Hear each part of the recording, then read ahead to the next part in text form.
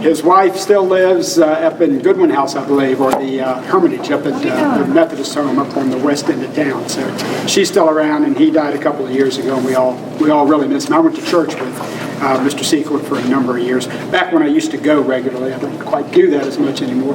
We're glad you're with us. I want to tell you a little bit about the school, some of the differences, and then kind of see where you want to go, and I get to take you on a tour tonight. So I'll be happy to show you around. I'm like many of you, I'm a native Alexandrian. I went to GW and graduated in '65, so I'm a little older than you are. Just a little older than you are. You're catching up quickly. Thank you, Mr. Casey. Those practices. But the school, what's changed since you were here? Of course, Remember the Titans has changed. Yeah. With the movie, the year after you all left, we call you the pre-Remember the Titans group, right? Just missed it. We had a few on that team. Yeah, I know, no doubt. We always figured they had to put 2 more schools in to make up for us. There you go. There you go. You keep believing that, okay? No, it's a lot was happening, of course, back in the late '60s and early '70s in Alexandria. And in '71, we did reorganize. And TC, if you're not familiar, after you left, became an 11th and 12th grade school. Senior high school only. GW and Hammond were the 9th and 10th grade schools, and that lasted until until 1979. The idea then was that we had dropped in enrollment in Alexandria. There had been about 17,000 kids the year you graduated, and we began dropping down after that to about 13,000, 14,000, and eventually it dropped to about 10,000, 10 or 11,000. It's now on the way back up. Most of it has to do with housing patterns, although some of it had to do with things that were going on in and around at that time. We were 11th and 12th grade school until '79. 10th graders were brought back in then, and where Alexandria had middle schools, 9th and 10th grade schools, and then at 11 and 12 senior high, we became a school system of 2 junior high schools, grades 7 through 9, GW and Hammond again, and TC became 10 through 12. So our enrollment kind of varied from when you graduated. I would presume, I really don't know, I would think it was around 1,500 at that time. That's a real guess. 4-year high schools were about that. GW was about that when I graduated a few years ago. Yeah, about 4. That would equal out. My graduating class GW was about 430, and I think we had a total of about 1,400 in the school. We went to, for the 11th and 12th grade years, it jumped to about 1,800. In '77, a career wing was built on, and we'll go down and take a quick walk through there. In '79, when 10th graders were brought in, we jumped up to 2,600, almost 2,700. And somebody has said a few minutes ago, I believe it was Mr. Casey beside me, said, gosh, this cafeteria looks a lot smaller. And it is a lot smaller. These, on both sides, these are now classrooms. Okay, you're wondering, aren't you? Those are 5 classrooms. These are 4 classrooms behind these walls, so this building, or this room was about, again, a classroom width wider on both sides when you were here. In '83, we added the sports barn, which is at the back, which is like another gym. It's not one with seating, but it's another gym for PE mostly, and also for sports. And those have been the basic additions. As you could probably tell, and you will tell as you walk around the building, the air conditioning system is about the same as when you were here. It probably didn't work then, did it? It doesn't work much now. They're supposed to put $500,000 in it this summer, and we'll find out if that helps, because they've been tinkering with it since it opened. I've been principal since '84. I've been here since '79. I was a middle school teacher when you all were graduating from high school. I was at Parker Gray Middle School and had been teaching a couple of years just out of college myself. And when I came here, I'm serious, the air conditioning was a big problem, and it still is a big problem, but hopefully that will be resolved soon. We are planning in the next few years. Our population is growing. We got as low in this building as about 1,800, 1,900. We're now back up over 2,000. And we're projected to be, if we just stay 10 through 12 and we don't do anything, we're projected to have 3,400 students in this building, grades 10 through 12 only, by about the year 2012. Now, that's not going to happen. We can't house that many people here, and so we're beginning some debate and discussion with the city about expanding and/or building on here, or building another site and doing something with this building, or reconfiguring somehow. And that's being looked at. And of course, in Alexandria, for those of you that have stayed in the area, trying to find space to build more schools is a real tough battle. There's not a whole lot of free space that's not owned by somebody who wants a fortune for it, or that's not park space. And getting park space to build on in Alexandria is like pulling teeth. That hasn't changed much over the years. Well, I'd be happy in a minute to take you for a walk around. Not a whole lot else has changed. We've kind of put some classrooms where there weren't classrooms. We've taken a locker bay and made it into small classrooms for special education, particularly back when we needed to squeeze 2,600 students in here. It was tough, and so we had to do a lot of renovation. But for the most part, you'll remember a lot of it the way it was. The main lobby has changed a lot. You probably remember the red carpet and showcases hanging on the wall. If that rings a bell for you. We got some, we had a parent about 10 or 12 years ago who helped raise some money. The system chipped in some money and we remodeled the entire lobby so it looks a lot nicer than it did back then. Not as nostalgic for you, but a lot nicer, trust me. But we'll take a walk around. Now let me ask, are there special spots you really don't want to miss? I don't have keys to everything. D14, my homeroom. D14. We'll get you in D14. I remember that. Miss Smith, Joyce Smith. Joyce, did she? People that might still be here teaching. And then you can ask me some names. Pat Welsh is here. He's still writing for the Post. Lou Kokonis. Yes. Lou Kokonis, math teacher. Lato. Lanny Lato? Lanny Lato is at the 9th grade school. Minnie Howard became a 9th grade school, and he was there. He may have retired. I'm not positive, so he's still around. Let's see. Mr. Trice. Mr. Trice.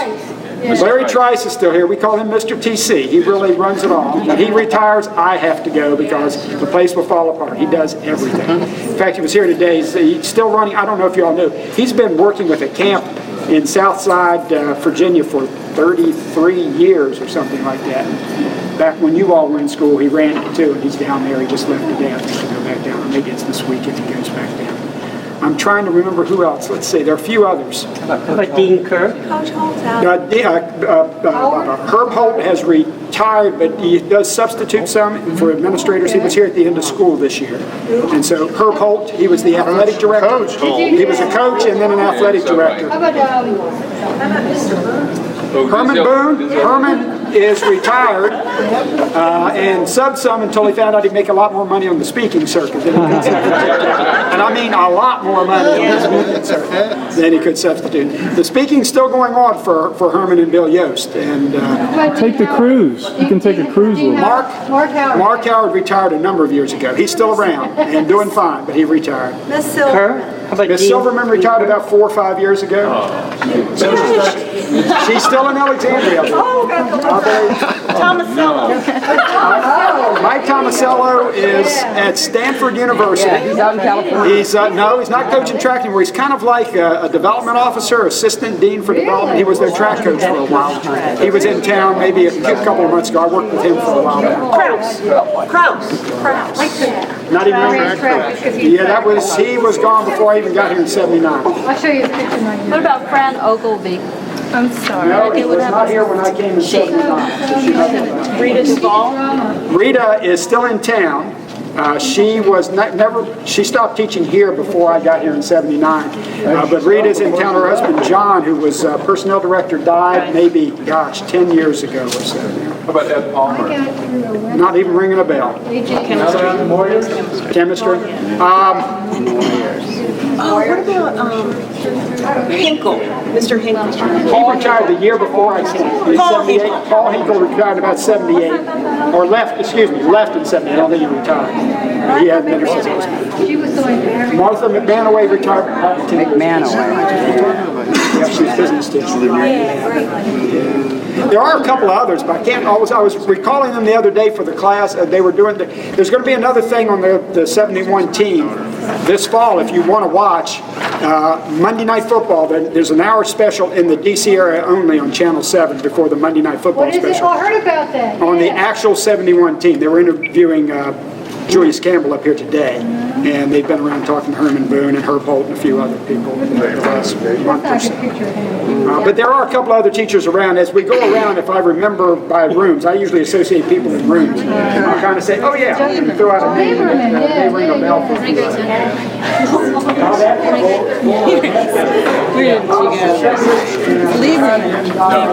Yeah, he died. 8-10 years ago. Mr. Campbell's world history. Sam Campbell? Yeah. Okay, Sam Campbell. He was my world history teacher also in 9th grade, 1961. Sam left here and went to... He became principal, didn't he, somewhere? He did, in Franklin County, Virginia, Yeah. and retired there not long ago and did some work with the state. I'm not sure exactly what it was. I actually saw him this past week. He was at a conference. We had our annual principals conference at the Homestead, Sunday through Wednesday, and he was there helping out. Because he was tied to the association, the Principals Association for a while. That looks like he hadn't changed a bit. Now, did any of you have his wife, Helen Campbell? Did she teach here? She used to teach you. Yeah, I thought she did for a while. Yeah, she was there too. I hadn't seen her in years. How about Mrs. Jackson? Mary Jackson, she retired about 7 years ago. Still around, still doing fine. I keep in contact with the guidance counselor for Quaker Hall, Suzanne Craig. She married Heidemann. Right. I talk to her every other night. She's like a mom to me. Suzanne? And I also keep in contact with the math teacher that was in F21, Jenny Yeager. She married, well, she was Boutel, and then she married Yeager, and she came to the Race for the Cure and came and walked with me and supported me on June 2nd, so I keep in contact with her too. She left here and went down to She's at Hayfield. Hayfield High Where she School is teaching now. math. Mary Sue Garner still. Mary Sue Garner's at Minnie Howard. She's teaching 9th grade math, algebra. Okay, you want to take a walk? Now, look, before we go, anything else? I'm going to kind of take you through the lobby. We're going to, since we're on this floor, we're going to go down. We're going to walk past the locker rooms because Lord knows you don't want to remember them, and they haven't changed a whole lot. We'll show you the career wing a little bit, then we'll go upstairs and we'll hit around a little bit. And if you see a spot you want to stop, feel free. I see people that want to get their How about everybody? Okay, I'm going to start walking. Let's go this way.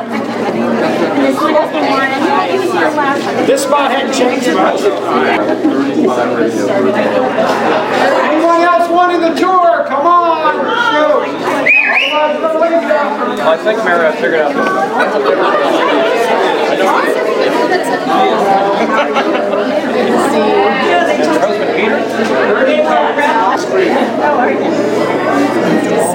One of the things that surprised a few of your classmates was the year after you left, when there were only 11th and 12th graders here, there was an arena scheduling type of approach where you would go up just like at college and you pick the classes you wanted, and you could have a break of an hour between classes. You may have 3 classes a day or 4, and you may have a class every other period. I'm talking about scheduled that way, not that you cut them like some of you might have done. But the cafeteria where that trophy case was filled with vending machines, and it was like a senior lounge. In fact, it was a junior senior lounge, and people would come and hang there when they didn't have a class. And in '79, when we brought the 10th graders in, that wasn't going to work anymore, and so we needed to recreate the way things work. But some of you missed out on that. We're going to go on down this way.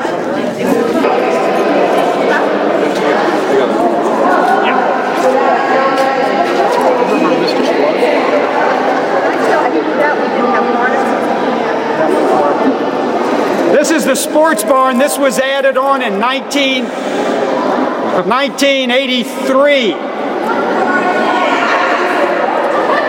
It's a barn. Somebody said, why don't you have dances in here? Listen to the sound. We've tried, and it bounces off the walls too badly. But this was, when you were here, this was a sort of a patio with some sidewalks, some grassy area. There was a little hill over here with steps up to basketball courts and then onto the field. We used to have snowball fights out here when it would snow. We'd have to come out and patrol out back. Okay? We're going to go back out this way, assuming we can get through these doors. So are you still living up in Massachusetts? The building basically ended right there. Lisner, I think. And it's kind of angled, and it's still not quite large enough for this building. Well, you know what they took was our lot where we originally put a bench, Right. our senior bench. Senior bench, that's Oh, don't know, but It's probably right right out front. It doesn't have anything on it indicating it's yours, but I believe it's still. We'll go there.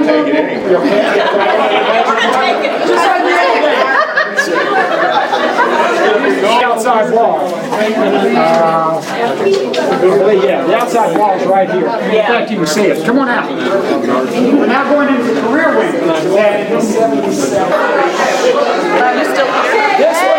This was added in 77. That was your outside wall. This was a parking lot. That's right. A little bit of green grass and then a parking lot. It's a smoking lot. Right. I don't remember this. I wouldn't have didn't hear that. Well, we had it, but it was in another spot when I did. Okay, senior parking is now out in front of the career, out in front of this building. The air conditioning is not because it's a bad air conditioning system. When they built buildings in 77, if any of you are architects, they didn't heat, at least in schools, didn't heat or cool the hallways much, except enough to take the pressure off. So the idea was you heat the rooms where the instruction takes place. It was one of those energy-saving things that made no sense. Everything in here when I came in 79 was orange. That was the color of the time. And so it's all been repainted. We're going to walk around. We're not be able to get in too many rooms here. Well, wait a minute. Which one is the trophy? Is that upstairs? The trophy for... The one. Oh, you mean for the 72 team, 71, 72 team? That's upstairs. We'll go by there in a minute. These are all JROTC trophies. We added we got Rossi here about 10 years ago. It would have never happened during the time. Right. Figure that out by yourself. The career wing basically houses programs that you probably, if you were involved with them, used to have to travel to some other schools if they had them at all. If you were in the printing program back in your days, you had to go down to GW for printing in the annex. There were some shop programs that were housed here, I believe, down on that back hallway, the D hallway, which is now electronics, and we have a TV studio down there.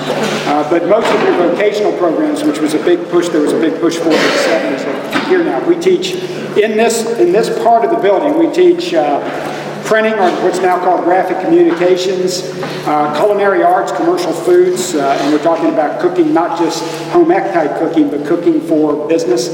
Auto body repair, auto mechanics, building trades. We used to teach heating and air conditioning. We have engineering drawing and technical drawing. Anybody take technical drawing when you were in school? Almost. Yeah, with the T-squares and all. It's all done on computer now. It's all computer-assisted drafting. It's amazing. Just amazing.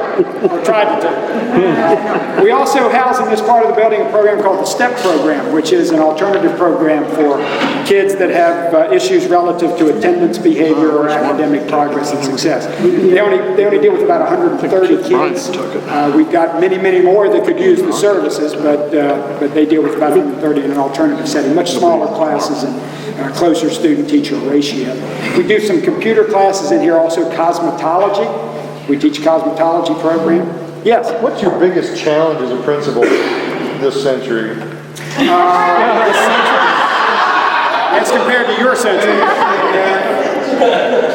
I think there are 2 or 3 main challenges. If somebody says, what's your biggest discipline problem? It's attendance and tardiness, motivation.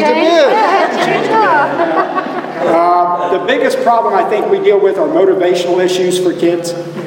The two or three things, I'm going to get philosophical, 2 or 3 things have happened in our lifetimes.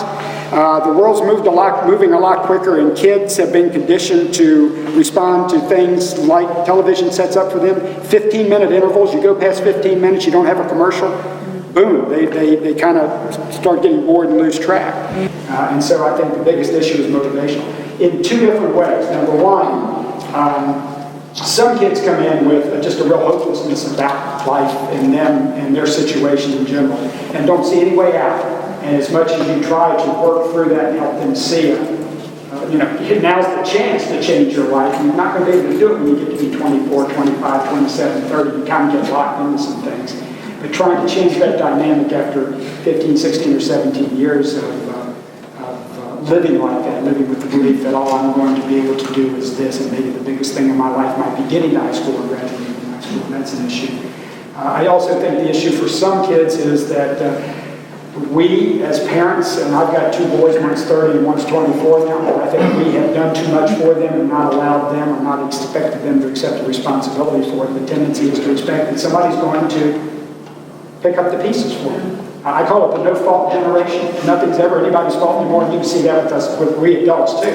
Anytime something happens on the road, wherever it might be, it's got to be somebody else's fault, and I'm going to sue them to prove it. And I think while I understand a lot of that, I also think that it's created I'm never responsible for what happens to me. What's interesting is we've increased our population compared to what you were at the time. When you were here, you were approximately 70% white, 30% black. Okay? Give or take a few foreign-born kids. We now are 45% African American, we are 26% white, and we are 29% foreign-born.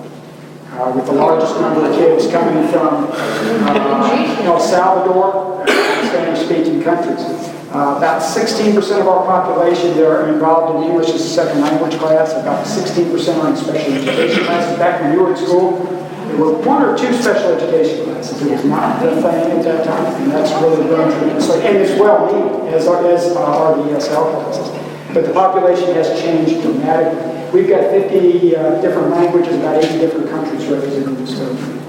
And so that's one of the major changes since your time. When I came here in 79 and became principal in 84, we were probably 50% white, 40% black, and 10% foreign-born.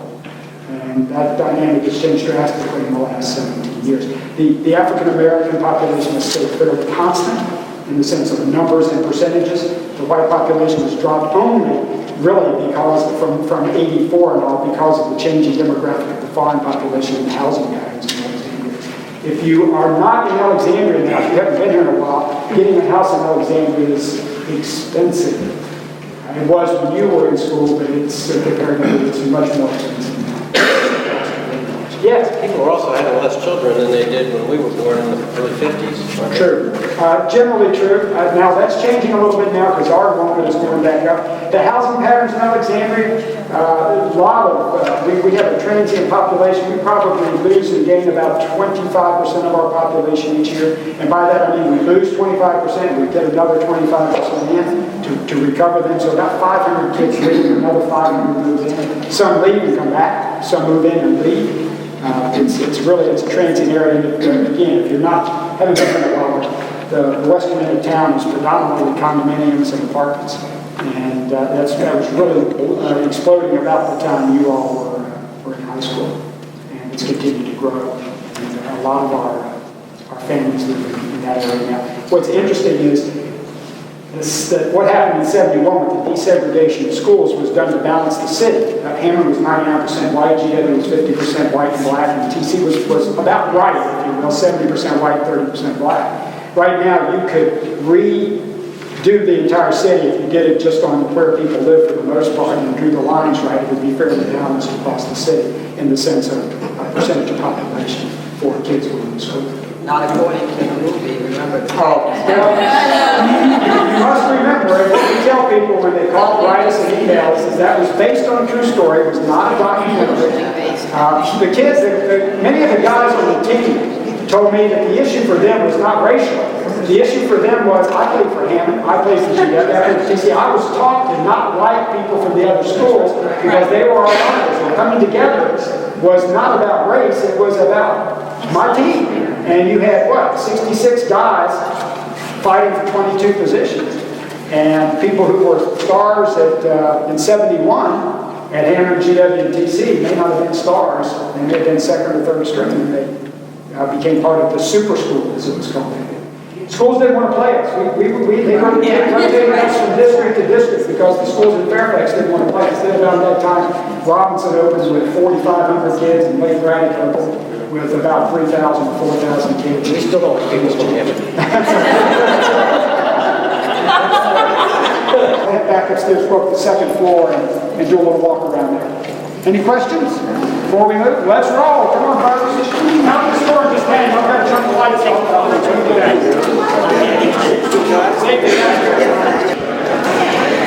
Come on this way. Like herding cats.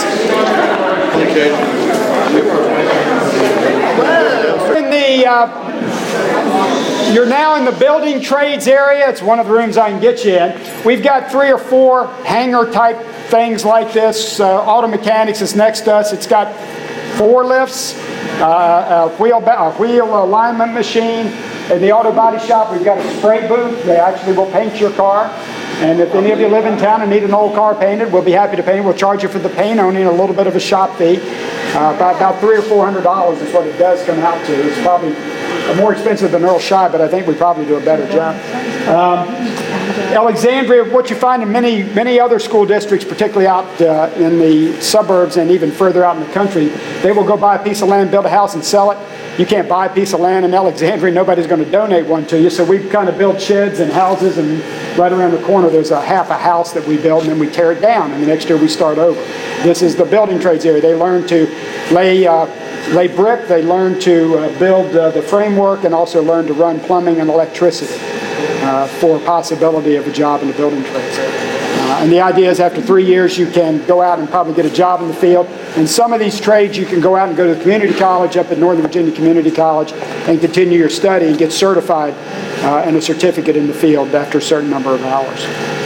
Since it's so cool in here, we're going to head back to the main building. So if you'd go back out that door and take a left and head around to the stairs, and we're going to go up the stairs. Around 14, nicest room in the whole building. This is and I think was at that time kind of the business area of the school. Although we've had to move typing. It's now, of course, word processing, keyboarding, and so forth, computer applications and everything. We have added a number. I mean, we have to share the space a lot. This is human growth and development. Is what's taught in B14 now. And Charles Lawrence, I think, might have been here when you all were here. He was young then. He's much, much older. I see him every now and then. Much older. Be sure to tell him that. Yeah, I will. We're going to go upstairs. We'll walk once around the top, and then we'll come back down to the lobby, and we'll kind of finish up there. They have like a class program, a resource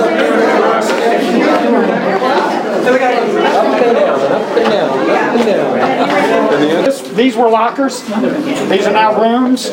We took a locker bay out. Also, one of the things that is different from when you were here, back when you were here, the lockers were only in these locker bays. Right. When we brought 10th graders in, we brought lockers from the other schools, and so these hallways are lined with lockers. They seem narrow, it's because we put 2 sets of lockers down these hallways. I don't believe any of these lockers on the long hallways were here at all when you were here. Yeah, just locker bays, 4 of them. And there was one in the middle. Okay, that was made into classrooms long before I got here. So after you, probably we'll walk halfway around. We'll go down. We'll look at the gym, music wing we can go into. If you want to, or what we'll do is we'll go into the auditorium. We'll stay in the lobby for a minute. We'll go in the auditorium. The Alexandria Singers are rehearsing in the auditorium, and so we can walk in, but we need to be a little quiet. I think they've probably started. They're not a TC group. It's a local community singing group. Which some was a locker bay also when you were here? Yes. Okay. And I don't know what year. When I came in '79, this had already been converted into classrooms. Bill Duncan, ring a bell, had a lot to do with converting this into classrooms, and there was something he called the Smile Lab, which was science, math, intensity, learning something. I don't know. I don't remember exactly. Bill did a lot for the science program here and really made a national name for our science program. He later went to the Philippines. If you had him as a teacher, went to the Philippines and developed their science program, and died in the Philippines probably 10 years ago. I think he bled to death. I think he was a hemophiliac. Bill Duncan. William Duncan? Yeah. Oh my gosh. Yeah. He was the advisor for the chess club, and he was a great mathematician. Right. He went to Harvard or MIT or someplace. I think MIT it was, and he was one of the few teachers we had with a master's degree at the time. Oh, really? Yeah. He really knew his stuff and really did a lot for our program. Okay, I mean, we can go around the hall, but it's basically the same. What we're going to do is go back downstairs. What I'd like to do is this. We'll go downstairs. We'll go in the gym real quick.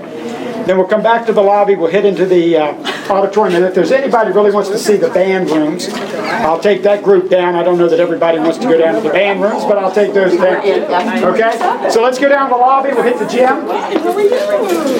Yeah, I think they used to be down in the center. That's what I thought, or down by the gym or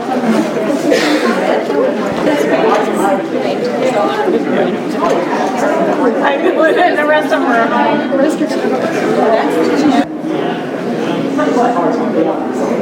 That's in our graduation program. I don't know. guy in the movie, his like letter jacket and stuff. So. You're on. I didn't get an email today about A couple of things in here. A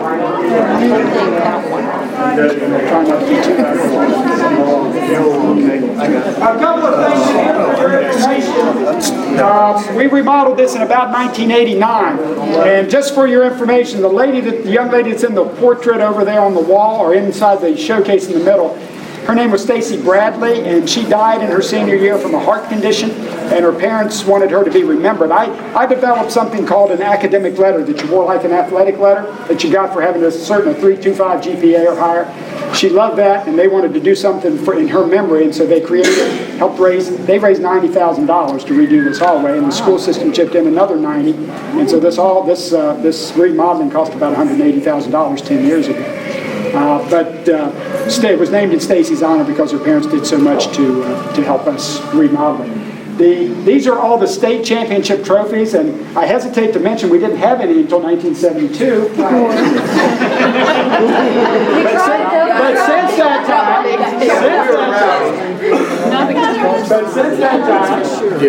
We were the party class. Since that time, we have now about 11. That one is 11 or 12, I'm not sure a exactly. martini glass type trophy. And picture of the team. You all look here for a minute. I'm going to go turn the lights on in the gym. You'll get to see them. I'll make one transition.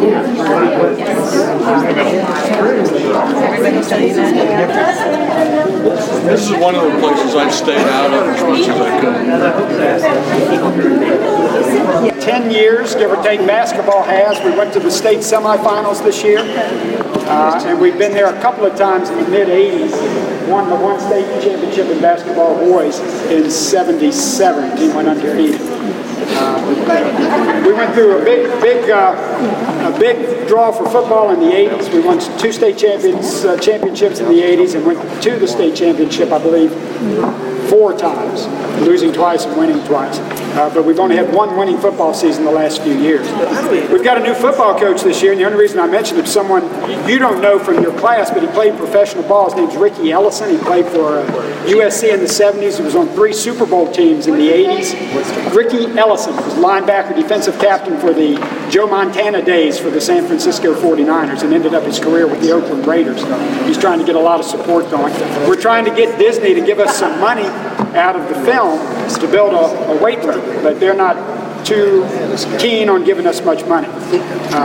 They gave us a preview showing of the film, which we sold tickets at $100 a seat, and the scholarship fund made $90,000 that night.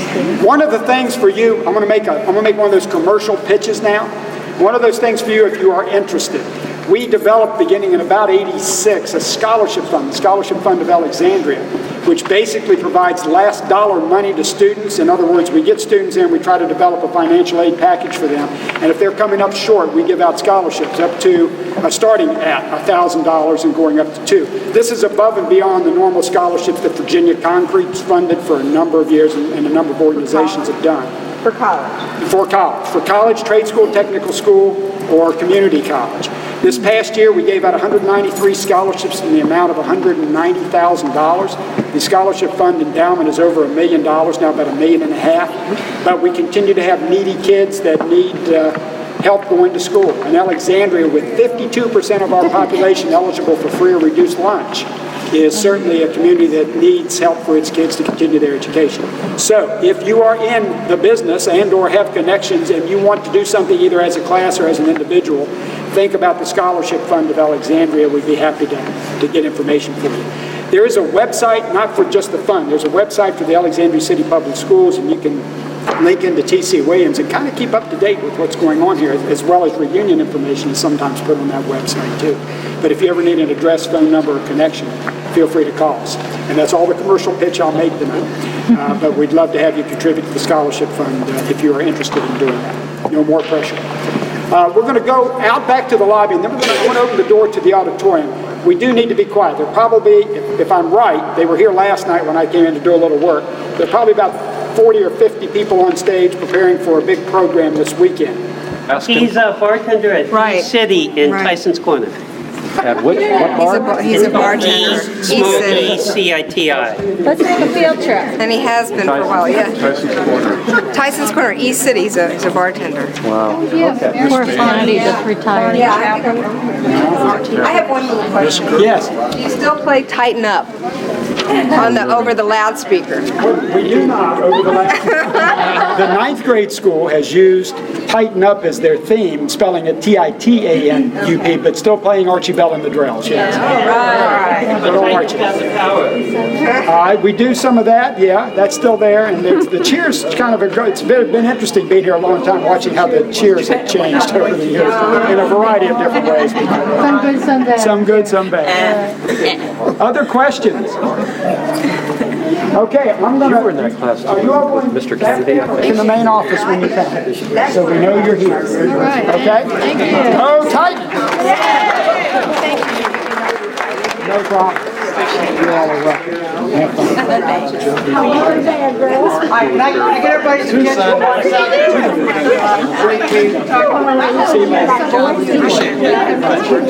We talked to Ram Parks, which is, does everybody know where that is?